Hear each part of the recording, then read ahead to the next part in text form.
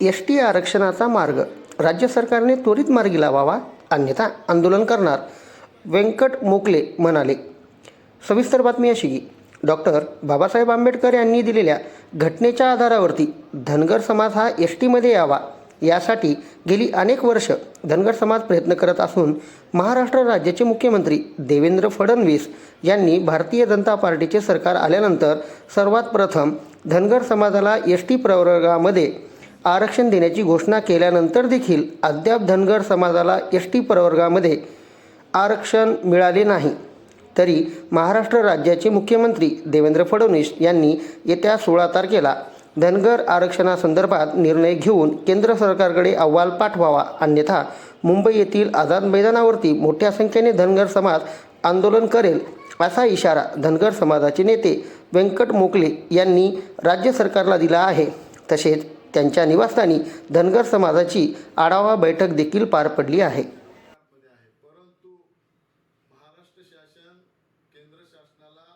कारण ज्यावेळेस महाराष्ट्र सरकार भारतीय जनता पार्टीचं या महाराष्ट्रात नव्हतं त्यावेळेस विरोधी पक्ष फडणवीस साहेब होते. पंढरपूरला आमचं फार मोठं अधिवेशन झालं. त्या अधिवेशनामध्ये आमचं जर सरकार आलं तर पहिल्या मीटिंगमध्येच आम्ही धनगर समाजाचे प्रश्न सोडू असं फडणवीस साहेबांनी त्या ठिकाणी वचन दिलं. पण तेव्हापासून आजपर्यंत आमच्या समाजाचा कुठलाही प्रश्न सुटला नाही. दीपक बोराडे यांनी आणि धनगर समाज महासंघाचा पूर्ण आमचा महाराष्ट्रातले पूर्ण धनगर महासंघाचे कार्यकर्ते आणि आज आमचे नवनिर्वाचित झालेले खासदार आदरणीय रामराव वडकुते साहेब मुख्यमंत्र्याची आजच भेट घेतली आणि त्यांनी सांगितलं की लवकरात लवकर धनगर समाजाचा प्रश्न मार्गी लावा. येणाऱ्या 16 मार्चला आझाद मैदान येथे आम्ही सर्व धनगर समाजाचे महाराष्ट्रातून मोठ्या प्रमाणामध्ये त्या ठिकाणी जमणार आहोत.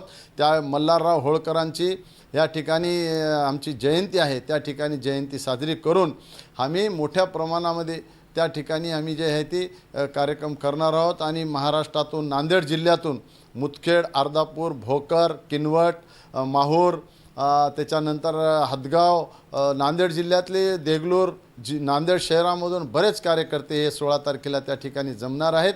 आणि त्या ठिकाणी जे आहे ते मोठ्या प्रमाणामध्ये आम्ही आंदोलन करू. जर समजा 16 तारखेला आमचा काही निर्णय झाला नाही, फडणवीस साहेबांनी हा शब्द दिलेला आहे, सेक्रेटरीला सूचना केलेल्या आहेत, फक्त फडणवीस साहेबाला एकच करायचं, धनगड आणि धनगर एकच आहे. शिफारस केंद्र सरकारला केली तर केंद्र सरकार लगेच याला मंजुरी देणार आहे. आणि आमच्या धनगर समाजाचं एस टीचं आरक्षण फार दिवसापासून रखडलेलं आहे. धनगर समाज हा मुळात आदिवासी आहे. बाबासाहेब आंबेडकरांनी घटनेत देखील लिहिलेलं आहे. आम्ही वारंवार अशोकराव चव्हाण साहेबांनाही भेटलोत, परंतु आमचा मार्ग ह्या ठिकाणी काही सुटलेला नाही.